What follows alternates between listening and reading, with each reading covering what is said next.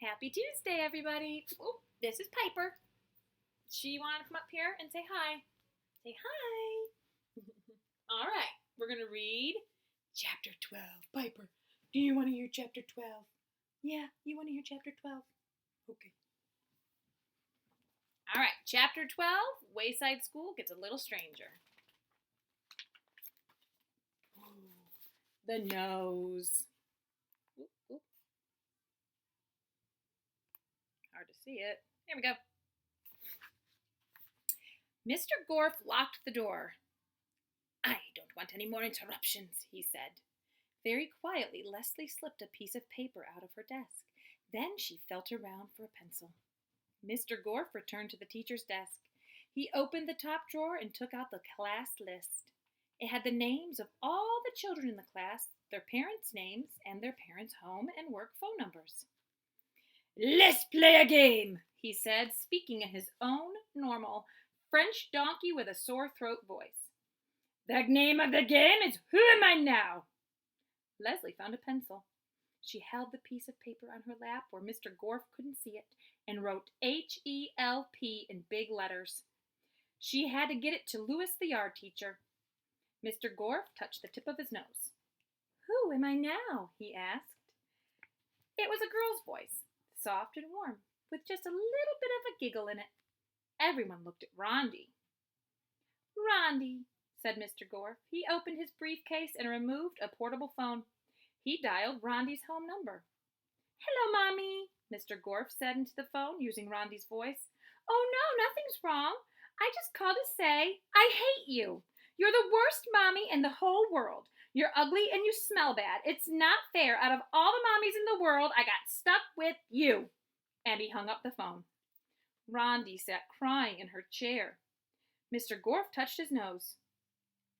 Isn't this a good game? He asked, sounding very much like a sick French donkey. Rondi is crying, and at home her mother is crying too, he laughed. Too bad you won't ever be able to tell her you're sorry, Rondi. Leslie carefully folded the piece of paper into a paper airplane. There was one open window next to Cherie's desk. Mr. Gorf touched his nose. Who am I now? He asked. Everyone tried not to look at Joe. Mr. Gorf called Joe's mother at work. Hello, Mommy, he said. I hate you. I wish you'd go away forever. Then maybe Daddy will marry somebody good this time. Leslie knew she'd only have one chance. It would take a perfect throw. She tossed the paper airplane toward the window. Mr. Gorf saw it. Hey, he shouted. The airplane sailed closer and closer, but then at the last second it made a sudden turn, hit the wall, and landed on the floor. Mr. Gorf laughed. He picked up the airplane and unfolded it. Help, he sneered. No one can help you now. You took my mommy away from me, and I'm going to take your mommies away from all of you. He touched his nose. Who am I now? He asked. It was Leslie's voice. He started to dial her home phone number, but was interrupted by a knock on the door. Oh, Mr. Gorf, sang Miss Mush. Yes, said Mr. Gorf in Leslie's voice. He touched his nose and cleared his throat. I mean, yes? This time he sounded like a donkey with tonsillitis. He touched his nose again. Yes, he asked in the pleasant voice he took from that Scottish gentleman. It's me again, said Miss Mush. Mrs. Mush's voice was like two boots sloshing through mud. I baked you a pie, Mr. Gorf, to welcome you to Wayside School. Mr. Gorf sighed. Oh, you are very kind, Miss Mush, he said, but we are all quite busy at the moment. Perhaps another... It's best to eat it while it's still warm, said Miss Mush. You probably don't get fresh pies very often, being a bachelor and all. I really hate to disturb the class, said Mr. Gorf. I'll tell you what. I'll just come outside a moment and you can hand it to me. He glared at the class, daring them to move. Then he opened the door. I hope you like pepper pie, said Miss Mush, and she smashed it in his face. Mr. Gorf turned around. His face was covered with a thick pepper cream. What does pepper make you do, girls? Sneeze. He sneezed. Calvin laughed. Hey, my voice is back, said Calvin. Wait a second, this isn't my voice. I sound like Bebe. Mr. Gorf sneezed again. I can talk, shouted Jenny. But who am I? Mr. Gorf sneezed. You're Mauricia, said Jason. Jason sounded just like that gentleman from Scotland. Mr. Gorf kept sneezing. Who might I be, sonny? Paul cackled. He sounded like somebody's grandmother.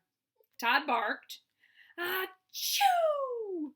Mr. Gorf sneezed so hard his nose flew off his face. He screamed like a donkey, then ran noseless out of the classroom. We can't help it. Did you guys think that was funny too? Oh, gross, said Jason. Now I sound like Allison. Bebe said something in Italian. Nobody panic, said Miss Mush.